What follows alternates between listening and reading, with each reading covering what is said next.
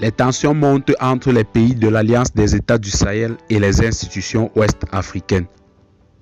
Un véritable coup de tonnerre a retenti lors du sommet de l'UEMOA. Le Mali, le Burkina Faso et le Niger ont claqué la porte du Conseil des ministres. Que s'est-il réellement passé? Que réclament les pays de l'Alliance des États du Sahel?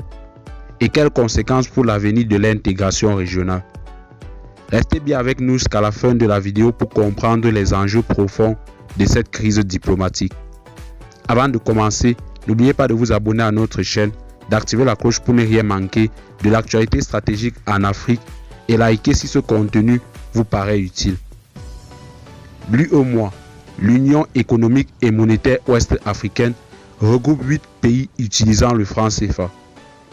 Son objectif principal, renforcer l'intégration économique et monétaire dans la sous-région. Mais depuis l'arrivée au pouvoir des juntes militaires au Mali, au Burkina Faso et au Niger, les relations se sont progressivement tendues avec l'organisation. Ces pays reprochent à l'UEMOA d'avoir appliqué des sanctions jugées politiques et injustes, notamment sous l'influence de la CEDEAO et des puissances étrangères. Lors du dernier sommet de l'UEMOA à Abidjan, la tension est montée d'un cran. Les représentants du Mali, du Burkina et du Niger ont quitté brutalement la salle du Conseil des ministres, dénonçant une mascarade diplomatique et une absence totale de volonté de dialogue sincère.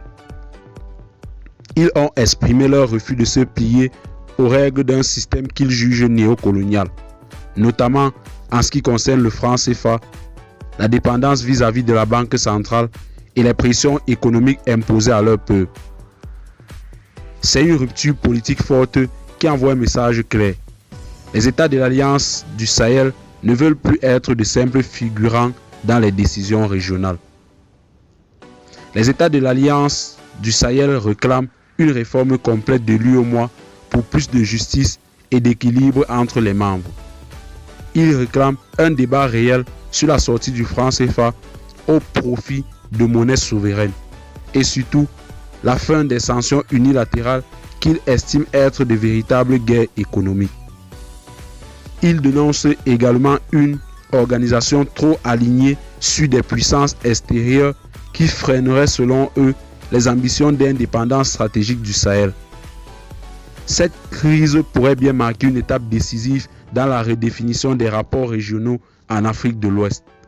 Si l'Alliance des États du Sahel décide de quitter l'UEMOA, comme elle l'a fait avec la CEDEAO, cela entraînerait une désintégration progressive des institutions régionales traditionnelles, l'émergence de nouveaux blocs souverainistes plus tournés vers la coopération militaire et économique sud-sud, et un possible effondrement de la crédibilité du franc CFA dans les années à venir.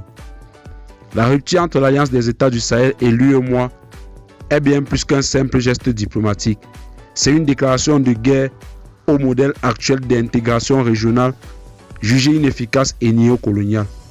Le Mali, le Burkina Faso et le Niger veulent une Afrique libre, forte et souveraine.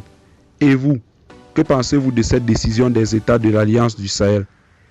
Dites-le nous en commentaire. N'oubliez pas de vous abonner, de liker et de partager cette vidéo pour que l'information circule. A très bientôt sur la chaîne pour un nouveau décryptage stratégique.